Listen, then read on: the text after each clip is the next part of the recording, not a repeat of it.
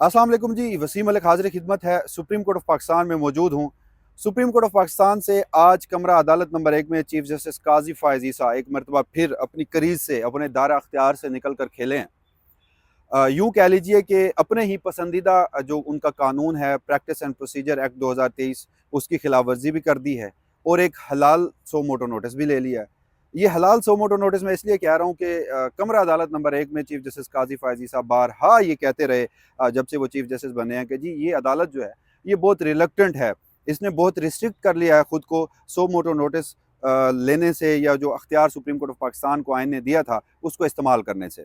मगर माजी की तरह आज एक मरतबा फिर ये जो प्रैक्टिस एंड प्रोसीजर एक्ट की खिलाफ वर्जी की गई है, ये तमाम तर केस क्या था और माजी में कितनी मरतबा ऐसा हो चुका है कि चीफ जस्टिस की अब ये रिवायत बन चुकी है, सुप्रीम कोर्ट की ये रिवायत बन चुकी है कि एक तरफ आप कहते हैं कि आप आइन और कानून के मुताबिक फैसले देंगे, आइन और कानून के मुताबिक अदालती कार्रवाई जारी रखेंगे। आप ये भी अपने फैसलों में कहते हैं, अपने ऑब्जर्वेशन में कहते हैं कि जी मैंने सुप्रीम कोर्ट ऑफ पाकिस्तान की जो जजमेंट्स हैं, जो फैसले हैं, उनका हल्फ नहीं लिया, मैंने आइन और कानून का हल्फ लिया है। और उसी प्रैक्टिस एंड प्रोसीजर एक्ट की खिलाफ वर्जी आप कर रहे हैं, जिससे मुतल्लिक आपने 6 माह तक तो किसी भी मुकदमात की समाअत नहीं की, बल्कि चैम्बर में बैठे आप। फिर आप चीफ जस्टिस बने तो आपने पहला ही मुकदमा वही समाअत के लिए मुकर्रर किया और बड़ी शद्दोमत से ज़मीन व आसमान के कलाबे एक किए आपके पसंदीदा कानून से मुतल्लिक। तो अब ये सारा मामला हुआ क्या है, इसकी तफसील मैं आपके सामने रख देता हूँ। और उसके बाद फिर माजी में कितनी मरतबा ऐसा हुआ है, शायद वो वीडियो का ड्यूरेशन ही बहुत ज़्यादा हो जाएगा अगर मैं तमाम तर तफसीलात जो अब तक किए गए हैं, जो कोल फेल में तजाद है उनके, वो आपको बताऊं। मगर कुछ चीज़ें मैं आपके सामने रख देता हूँ। आज सुप्रीम कोर्ट पाकिस्तान में एक जमानत का मुकदमा था जनाब। जमानत का मुकदमा किसका था? दो नौजवान हैं, एक काशिफ और एक इस्माइल। इनके ऊपर इल्ज़ाम है कि इन्होंने कलाशनकोव या फिर जो ममनुआ असला है वो चोरी किया। किसके घर से जी? इमरान नामी शख्स के घर से। अब गिरफ्तार हैं वो मुलजमान और उनकी सुप्रीम कोर्ट ऑफ पाकिस्तान में जमानत से मुतल्लिक मुकदमा था। सुप्रीम कोर्ट ने मुलजमान की जमानत मंजूर कर ली, मगर उसके साथ साथ एक मरतबा फिर, जैसे वीडियो के आगाज़ में मैंने आपको कहा था कि चीफ जस्टिस की जो हमेशा से एक आदत रही है, वो दायरा अख्तियार से निकल कर खेलते हैं। जो चीज़ उन्हें पसंद होती है उनमें फिर आइन और कानून के ताबे नहीं देखते, वो अपनी ख्वाहिशात को आइन और कानून के ऊपर हावी कर लेते हैं। तो आज उन्होंने क्या किया, उन्होंने जो सेक्रेटरी दाखिला हैं, चारों सूबाई होम सेक्रेटरीज हैं, आईजीज हैं, उनसे रिपोर्ट तलब कर ली है कि मुल्क भर में ममनुआ असला कितना मौजूद है, लाइसेंस कौन फराम करता है। और इसके साथ साथ जो अटॉर्नी जनरल ऑफ पाकिस्तान है और जो एडवोकेट जनरल्स हैं चारों सूबों के, उनको भी नोटिस जारी कर दिया गया है कि ये जो फैसले की कापी है ये भी उन तक पहुंचाई जाए। और उसके साथ साथ उन्होंने कुछ अहम ऑब्जर्वेशन दी हैं, वो सबसे पहले आपके सामने रख देता हूँ। उन्होंने कहा जी कि पाकिस्तान से कलाशनकोव कल्चर है उसका जी खात्मा करना होगा। मालिक खुद इकरार जुर्म कर रहा है कि उसके पास कलाशनकोव और दो काला कोफ, ये भी कोई असले की किस्म है, और एक पिस्टल समेत दीगर जो कीमती अशिया हैं वो चोरी की गई हैं। चीफ जस्टिस साहब यहाँ पर ये कह रहे हैं कि मुझे भी ऑफर की जाती रही है कि आप भी कलाशनकोव का लाइसेंस लें। मंशियात और कलाशनकोव ने पाकिस्तान को तबाह कर दिया है। इस तरह काले शीशे लगाकर बड़ी बड़ी गाड़ियों में कलाशनकोव लेकर दुनिया में कोई नहीं घूमता। आईजी ऐसे कलाशनकोव के कागज दे रहे हैं तो क्यों ना इनके खिलाफ भी कार्रवाई की जाए। हम सेक्रेटरी दाखिला को लिख देते हैं कि तमाम कलाशनकोव और उनके लाइसेंस वापस कर दें।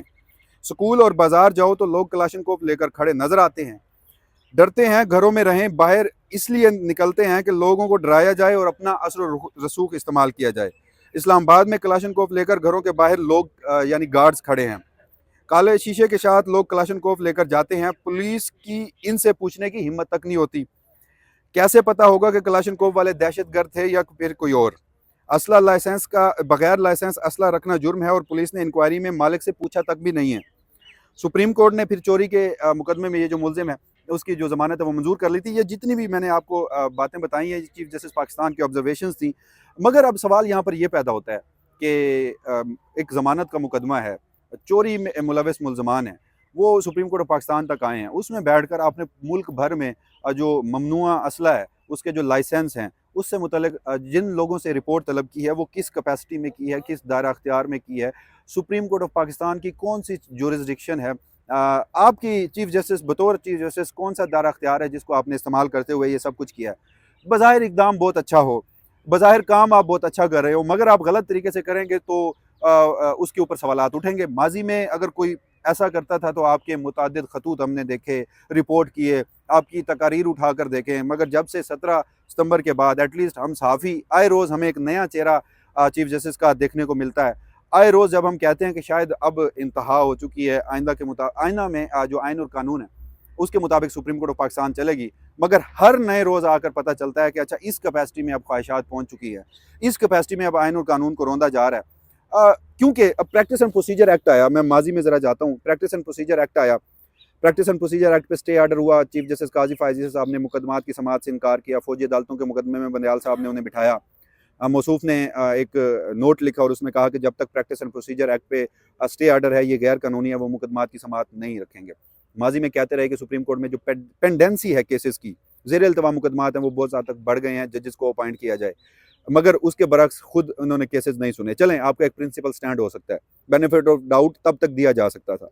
आप चीफ जस्टिस बने, आपने पहले ही वही मुकदमा लगाया, फुल कोर्ट बिठाया, उसको वैलिड किया, उसके ऊपर स्टे आर्डर ख़त्म किया, उसके ऊपर अब वो एक कानून की शक्ल में पाकिस्तान में मौजूद है। फिर आपका पसंदीदा कानून भी था, आपने सबसे ज़्यादा उसकी खिलाफ वर्जियाँ की। जैसे मैंने आपको वीडियो के शुरू में बताया कि अगर मैं इसकी सारी तफसीलात में जाऊँ तो शायद इस वीडियो का दौरानिया ही बहुत ज़्यादा हो जाएगा, मगर 2 केसेस का मैं आपको हवाला देता हूँ। वो 2 केसेस जनाब ये हैं कि आपको याद होगा फैज़ाबाद धरना नज़रसानी केस। चीफ जस्टिस का खुद का अपना फैसला था, उन्हें इस फैसले से बहुत लगाव था। उन्होंने नज़रसानी केस में पूरा एक आप कह लीजिए कि गुज़श्ता दिनों जब पाकिस्तान तहरीक इंसाफ के लोग बल्ले के मुतालिक दलाइल दे रहे थे, अली ज़फ़र साहब ने दलाइल दिए, हामिद खान साहब ने दलाइल दिए, तो चीफ जस्टिस ने कहा कि ये ड्रामेटिक सिचुएशन आप क्रिएट कर रहे हैं, ये आपके जो दलाइल हैं ये ड्रामाई हैं। मगर जो प्रैक्टिस एंड प्रोसीजर एक्ट में आपने बातें की थी वो अब हमें भी ड्रामाई इसलिए लग रही हैं। उसकी बुनियादी वजह यह है कि प्रैक्टिस एंड प्रोसीजर एक्ट में आपने कहा था कि आप एक शख्स की बादशाही सुप्रीम कोर्ट में कबूल नहीं करेंगे। सुप्रीम कोर्ट में एक शख्स जो है वो अपने इख्तियारात का इस्तेमाल करके सुप्रीम कोर्ट चलाएगा, आप ऐसा नहीं चाहते।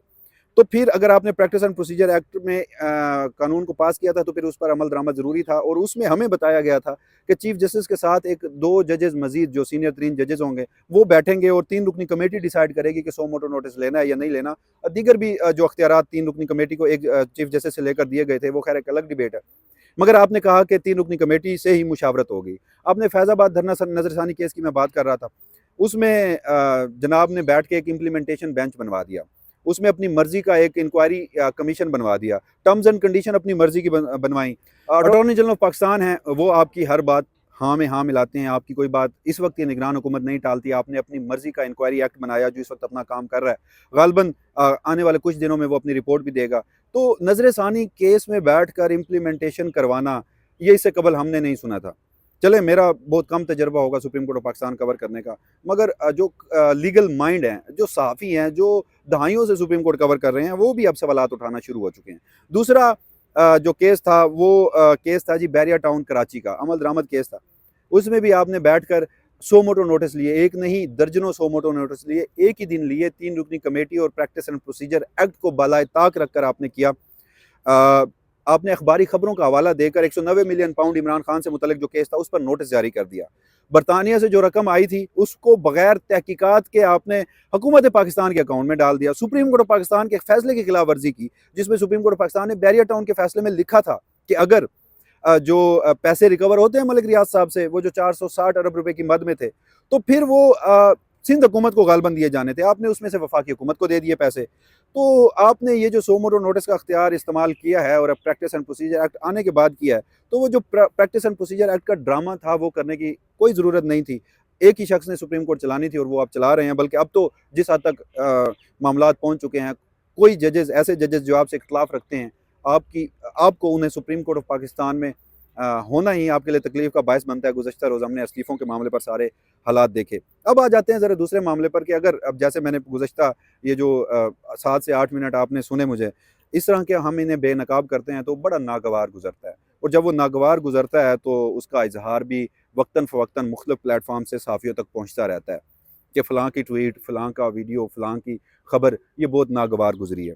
और फिर अब तो ये हुआ कि वफाकी हुकूमत, जैसे मैंने आपको कहा कि काजी फायज़ी साहब के फ़ैसलों से वफाकी हुकूमत, निगरान वफाकी हुकूमत, गैर आइनी निगरान वफाकी हुकूमत इतनी खुश है कि उन्होंने एक JIT तश्कील दी है। गुज़श्ता रोज़ ये JIT तश्कील दी गई है जिसमें 5 अफसरान हैं, जिसमें 20 ग्रेड से बड़े अफसरान हैं, IB के लोग हैं, ISI के लोग हैं, FIA के लोग हैं, वज़ारत दाखिला के लोग हैं। उनका क्या काम है जी? उनका काम ये है कि ये जो गुस्ताख हैं, ये जो बेनकाब करते हैं चीफ जस्टिस काजी फायज़ी को, इसको नाम दिया गया है कि जी अदलिया के ख़िलाफ़ ये कोई कैंपेन है, उसके पे तहकीकात करेंगे, अपने जवाबात देंगे, गिरफ्तारियाँ होंगी। और ये आज से काम नहीं हो रहा, गुज़श्ता 1 महीने से हमें भी सुप्रीम कोर्ट पाकिस्तान से इत्तलात मिलती आ रही हैं कि ये जो हुकाम जिन पर मुश्तमिल ये कमेटी बनाई गई है, रजिस्ट्रार से भी मुतअद्दिद मुलाकातें कर चुके हैं, तो ग़ालिबन नाम पहले से ही चले गए हैं उनके पास। और अब अगर कोई गुस्ताख मेरे जैसा या दीगर जो हमारे दोस्त हैं, वो किसी भी इक़दाम पर जो गैर आइनी और गैर कानूनी होगा, जो वो समझेंगे कि बतौर सहाफ़ी उन्हें आवाज़ उठानी चाहिए, तो फिर उनके सर पर एक JIT के नाम की तलवार लटक रही है। ख़तरात के बादल उनके सर पर मंडला रहे हैं। बहरहाल बतौर सहाफ़ी हमारा यही काम था कि जो चीज़ें हमें समझ आती हैं, जो चीज़ें आइन और कानून के मुताबिक हैं, और अगर उस पर चाहे वो चीफ़ जस्टिस हों या इस मुल्क का कोई भी बड़ा ओहदेदार हो, वो उसकी खिलाफ वर्जी कर रहा है, तो बतौर सहाफ़ी हमारा ये फ़रीज़ा है और हम हत्तुल इम्कान कोशिश करेंगे कि हम आप तक ये फैक्ट्स बताते रहें। तो बहरहाल पसंदीदा कानून की खिलाफ वर्जी हो चुकी है। देखिए अब इस पर क्या मज़ीद डेवलपमेंट होती है, इस हवाले से जो भी फर्दर डेवलपमेंट होगी, वसीम मलिक आपको इस प्लेटफॉर्म से आगाह रखेगा। तब तक के लिए इजाज़त दीजिएगा। अल्लाह हाफ़िज़।